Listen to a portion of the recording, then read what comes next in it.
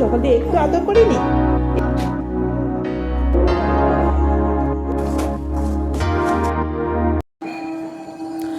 অনেক দিন পর নতুন একটা ভিডিওতে তোমাদের সবাইকে আমি স্বাগত জানাই। তো বন্ধুরা, কেমন আছো তোমরা সবাই? আশা করছি তোমরা সবাই খুব ভালো আছো, আমিও খুব ভালো আছি।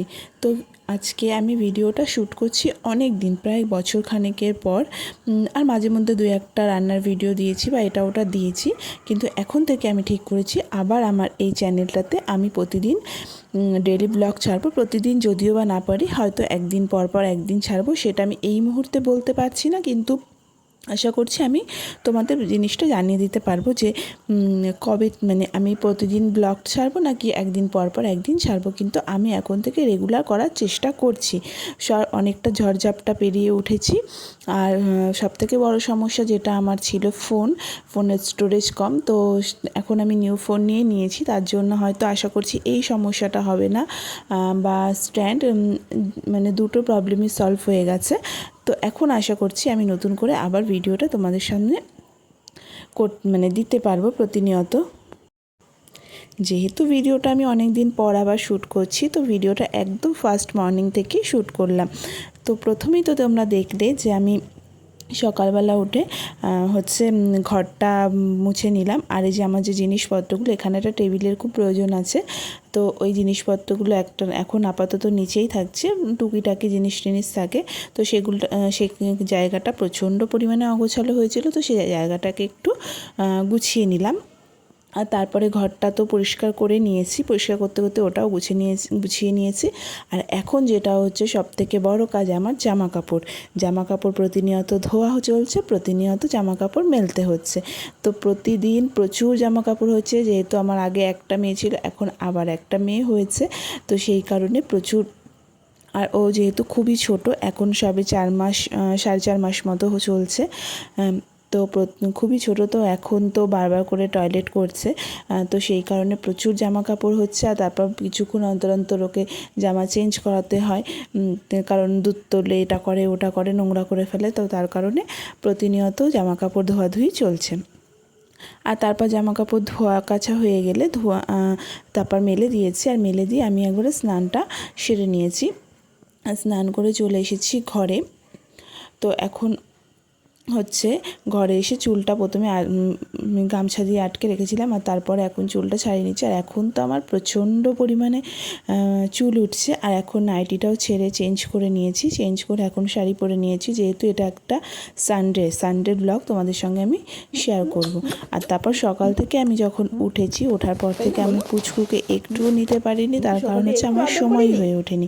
তো সেই কারণে এখন একটু আমি পুচকুকে নিচ্ছি, আর নিয়ে একটু আদর করে নিচ্ছি। আর ও খুব খুশি, কারণ আমি সকাল থেকে নিয়ে আবার সকাল থেকে ও আমাকে কাছে পায়নি, আমি ওকে কাছে পাইনি, তো আদরও করা হয়নি সেইভাবে। তো এখনও আমাকে পেয়ে খুব খুশি, দেখো কিভাবে আদর খাচ্ছে ও। প্রতিদিন সকালের এই একই রকম কাজ, তোকে সকাল থেকে একটুও নেওয়ার সময় পাই না, তার মধ্যে আজকে আবার সানডে। তো সানডেতে এটা যেহেতু একটা রবিবারের ব্লগ শ্যুট করা চলছিল, তো রবিবার দিনের বরের আবদার ছিল যে সে খাবে মটরশুঁটির কচুরি আর ছোলার ডাল। কিন্তু আমি না মটরশুঁটির কচুরি কোনোদিনও করিনি, আর কিভাবে করে সত্যি কথা বলতে সেই অর্থে আমি জানিও না, শুধু একবার ইউটিউবে দেখেছিলাম, তো সেই রকমভাবেই চেষ্টা করেছি আর কি। তো তার জন্য নিয়ে নিয়েছিলাম মটরশুঁটি, আর এখানে নিয়ে নিয়েছিলাম আটা আর ময়দা। দেখো, আর এই সবজিগুলো আজকে আমাদের রান্না হবে। আর মটরশুঁটিটা প্রথমেই ছাড়ানো ছিল, কিন্তু একটু কম হয়ে গিয়েছিল, যেহেতু করিনি কোনো দিনও, তো কম হয়ে গেছিলো, তো পরে আবার মেয়েকে বললাম ছাড়িয়ে দিতে। তো এখানে মটরশুঁটিটা পেস্ট করে নেওয়া হচ্ছে মিক্সিতে।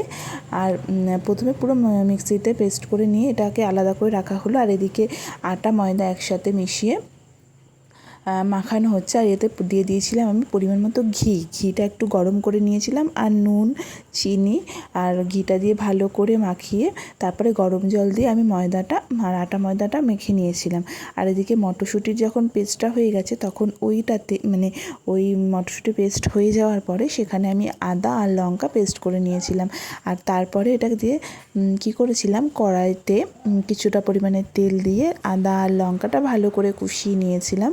আর এটাতে হিংও দেওয়া যায়, কিন্তু আমাদের বাড়িতে হিংটা অনেকেই পছন্দ করে না, ওর জন্য আমরা হিংটা অ্যাভয়েড করেই গেছি।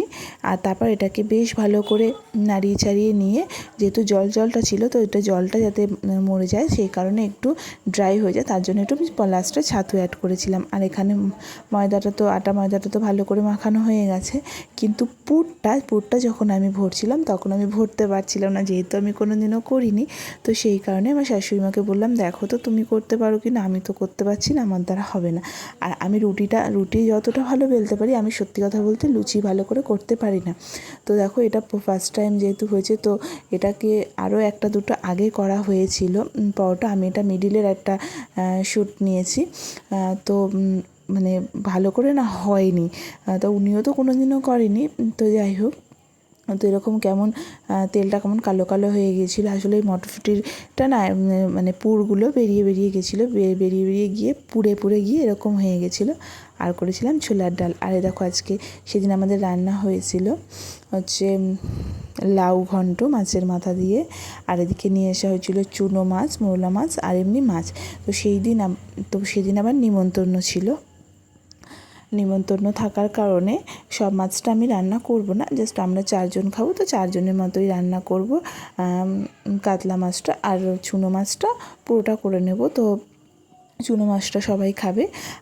আর হচ্ছে এই মাছটা 4 পিস করেছি, আর করেছিলাম লাল শাক ভাজা। তো এই যে এইগুলো হচ্ছে রান্নার রেসিপি, এই সব কিছুই রান্না হয়েছে। যেহেতু আমাদের দুপুরবেলা শুধু সামান্য 4 জন খাবো, তো 4 জনের মতোই মাছটা করেছি, আর রাতের জন্য ওটা করে রেখেছি। আবার এদিকে আনা হয়েছিল দই, মানে আমরা 7 জনের জন্য 7টা দই আনা হয়েছিল। তো রবিবার হলে বেশ খাওয়া দাওয়াটা বেশ ভালোই হয় আর কি, জমজমাটি ব্যাপার থাকে খাওয়া দাওয়ার বিষয়টাতে, যেহেতু সেদিন ছুটির দিন। আর তারপরে চলে গিয়েছিলাম ঘরে, জামাকাপড় স্নান ধান করে চলে গিয়েছিলাম ঘরে। আর তারপরে হচ্ছে জামাকাপড় যেগুলো সব মেলে দিয়েছিলাম সেগুলো কিছুটা গুছিয়ে নিয়েছিলাম, গুছিয়ে নিয়ে তারপরে আবার একটু ঘুমিয়ে নিলাম, নিয়ে তারপরে বাকিটা কাজ হচ্ছে সন্ধেবেলার দিকে শেষ করলাম। আর এখানে অনেকগুলো জামা কাপড় হয়েছিল, আর সঙ্গে আমার শাড়ি টাড়ি বিভিন্ন রকমের জামা কাপড় ছিল, আর বিছানাটাও পুরো একদম অগোছালো হয়েছিল। তো রাতের দিকে যখন আমি একটু ফ্রি সময় পেয়েছি, পুচকেকে নিচে দিয়ে এসে ঠাকুমা দাদুর কাছে দিয়ে এসে তো আমি বাকি কাজগুলো সেরে নিয়েছিলাম। আর এইভাবেই আমার প্রতিটা দিন চলতে থাকে, কারণ হচ্ছে যেহেতু আমি একদমই সময় পাই না, তো সেই কারণে সত্যি কথা বলতে আমি ভিডিও শ্যুট করে রাখি, কিন্তু এডিট করা হয় না। আর এদিকে পুচকেও এখন ওর বাবার কাছে রয়েছে। তো বন্ধুরা, আজকে ভিডিওটা আমি এখানেই শেষ করছি। ভিডিওটা তোমাদের কেমন লাগলো অবশ্যই লাইক, শেয়ার আর কমেন্ট করে